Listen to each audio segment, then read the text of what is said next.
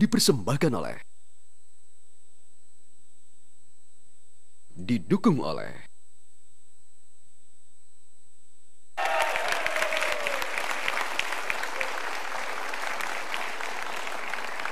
Terima kasih Anda terus di Mata Najwa, episode Pilih Siapa, Prabowo atau Jokowi. Selanjutnya saya akan undang untuk berorasi selama 1 menit mengapa capresnya lebih layak dipilih. Giliran selanjutnya adalah Castorius Sinaga, mohon maaf Pak Castorius Sinaga selaku tim kampanye Capres Prabowo Subianto. Kita berikan tepuk tangan Pak Castorius Sinaga. Prabowo! Bung Hatta! Terima kasih Pak Castorius sudah hadir. Ya. Terima kasih sudah hadir. Waktu Anda 1 menit untuk berorasi dimulai dari sekarang. Silahkan Pak. Terima kasih Najwa. Para pemirsa di rumah dan rakyat Indonesia, ada 3 faktor yang mendorong saya untuk memilih Prabowo Hatta menjadi presiden. Yang pertama adalah Prabowo Hatta adalah pemimpin yang tegas yang dapat mempunyai affirmative action untuk membawa gagasan luar biasa besar, yaitu Indonesia Bangkit. Yang kedua adalah Prabowo Hatta mempunyai konsistensi berpikir dan bertindak untuk menjaga kekayaan Indonesia, baik itu kekayaan alam untuk ekonomi kerakyatan maupun kekayaan budaya dalam artian keberagaman dalam rangka kesejahteraan rakyat Indonesia. Yang ketiga adalah hanya Prabowo Hatta lah yang bertekad untuk melanjutkan dan memperbaiki kesinambungan pembangunan kita selama 10 tahun pemerintahan SBY. Yang baik diteruskan, yang buruk dan yang kurang akan diperbaiki. Inilah 3 alasan utama mengapa saya dan juga saya mengajak rakyat Indonesia memilih nomor 1 yaitu Prabowo Hatta. Terima kasih Pak Castorius. Tadi ada keseinambungan, jadi Anda memang karena Demokrat ya? Tentu, ya. Tentu karena Demokrat. Kita dengarkan bagaimana politisi PDI Perjuangan Budiman Sujatmiko akan berorasi. Silakan Mas Budiman, kita berikan tepuk tangan. Waktu Anda juga sama, 1 menit, silakan. Mas Assalamualaikum Budiman. warahmatullahi wabarakatuh.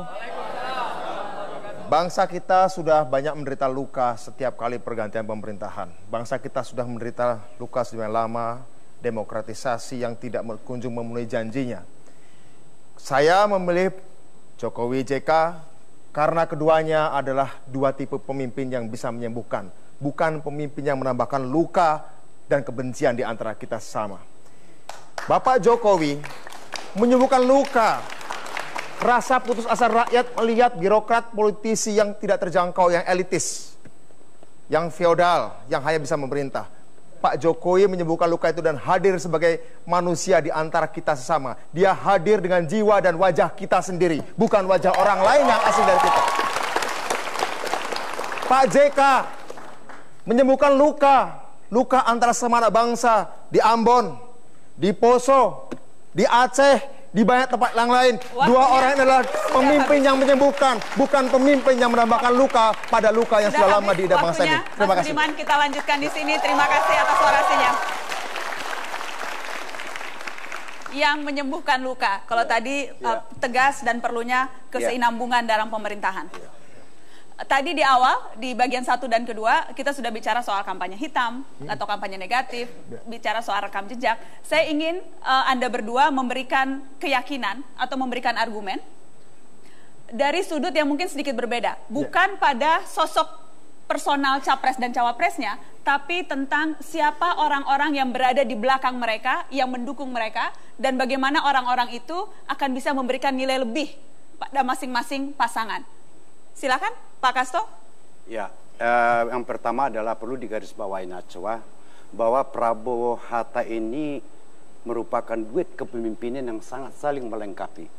Prabowo datang dengan ketegasan dan gagasan besar, Indonesia Bangkit.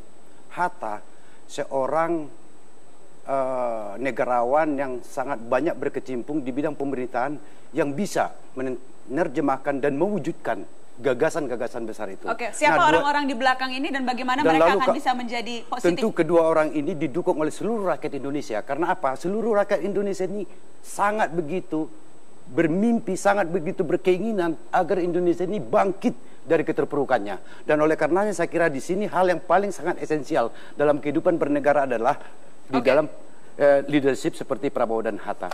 Oke, Mas Budiman, siapa orang-orang di belakang Jokowi JK dan mengapa itu bisa menjadi nilai plus dan bukan nilai minus? Karena Jokowi dan JK adalah pemimpin yang menyembuhkan. Maka mereka yang berada di sekeliling Pak Jokowi JK adalah mereka yang menyembuhkan persoalan-persoalan sosial. bukan sekedar orang partai politik, bukan sekedar orang beberapa pensiunan militer, tapi terutama adalah mereka bagian dari civil society, NGO, pendidik, intelektual, pemikir yang banyak terlibat sehari-hari dalam persoalan-persoalan masyarakat. Entah itu advokasi sosial ekonomi, advokasi sosial budaya, advokasi masalah masalah toleransi, advokasi masalah konflik sosial. Banyak di antara mereka berada menjadi bagian dari barisan Pak Jokowi JK. Karena apa? Pemerintahan Pak Jokowi JK yang akan lahir dan menang, dan insya Allah menang tanggal 9 Juli besok adalah pemerintahan yang mendengar, pemerintahan yang mengajak semua orang, pemerintahan yang partisipatif. Rezim Orde Baru mengenalkan pendekatan teknokratis, seolah negara urusannya segelintir orang pintar. Rezim reformasi, demokrasi, menekankan pendekatan politis seolah negara urusannya segelintir orang berkuasa politik. Pak Jokowi JK akan mengajak bahwa ini adalah pembangunan Indonesia adalah pembangunan semua orang. Pak Kaslo, silakan. Pembangunan semua orang, apapun latar belakang agamanya, sosial ekonominya, saya kira itu pemimpin yang merangkul. Bagaimana kemudian model kepemimpinan, tadi sudah dijelaskan, tapi bagaimana sistem pemerintahan ke depan akan bisa efektif dengan orang-orang di belakang Prabowo Subianto dan Hatta Rajasa? Oh, sangat jelas. Pertama adalah kalau kita lihat ya kondisi Indonesia saat ini, 10 tahun pemerintahan SBY telah meletakkan fondasi penguatan sistem, baik itu sistem demokrasi, sistem ekonomi, posisi Indonesia di luar negeri. Nah, sistem ini akan bisa dilanjutkan bila ada kapasitas kelembagaan dan juga bila ada orientasi yang jelas tentang Indonesia bangkit, dan ini di zaman Prabowo Hatta. Nah, oleh karenanya kita melihat setelah jadi hanya akan melanjutkan apa yang sudah digariskan oleh Presiden. Tidak hanya melanjutkan, mimpi besar, gagasan besar Indonesia bangkit itu adalah Indonesia yang mandiri secara ekonomi, dan lalu Indonesia yang bermartabat di dunia internasional, dan juga Indonesia yang adil. Mas Budiman?